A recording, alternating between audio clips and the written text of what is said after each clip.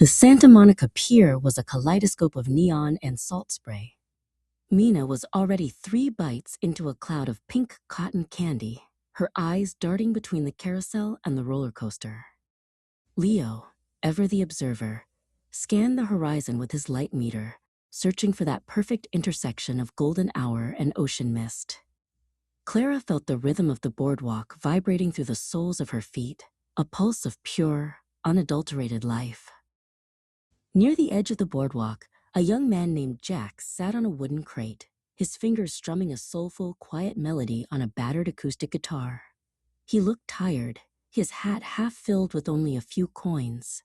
Clara paused, her floral maxi dress swirling around her ankles. She saw the talent in his hands and the weariness in his eyes. "The world is loud, Jax," she said with a grin. "Don't be afraid to be louder." The peaceful moment was shattered by a sharp cry. A shadow darted through the crowd, a young man in a dark hoodie named Dash. He had just wrenched a vintage leather handbag from the arm of Saga, an elderly woman who was frozen in shock by the churro stand. Dash didn't look back. He ducked low, weaving through the legs of tourists like a predator in a concrete jungle. Clara didn't think. She moved. She kicked off her sandals, the warm wood of the pier rough against her bare soles. With her denim shirt unbuttoned and fluttering like wings, she found her stride. Her long legs, honed by years of track and restless wandering, gave her a speed that the crowded boardwalk couldn't contain.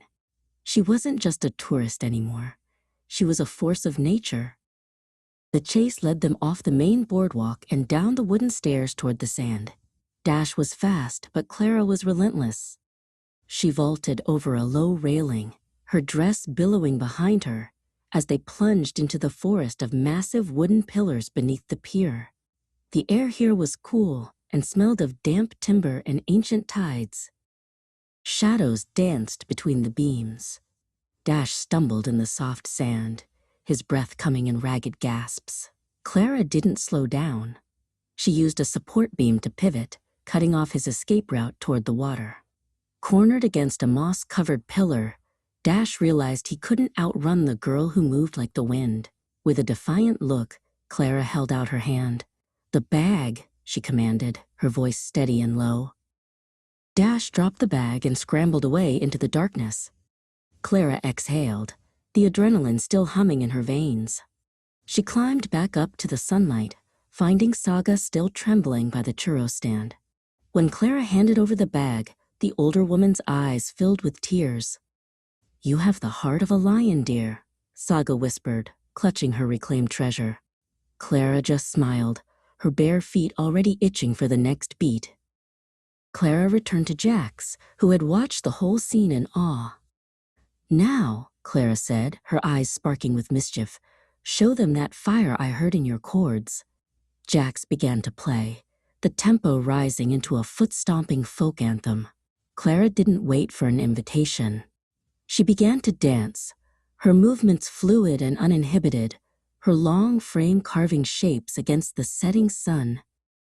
The music and Clara's magnetic energy acted like a beacon. A crowd began to form, people clapping and dropping bills into Jax's hat. From the edge of the circle, Leo raised his camera. He didn't just see a girl dancing. He saw the spirit of California personified.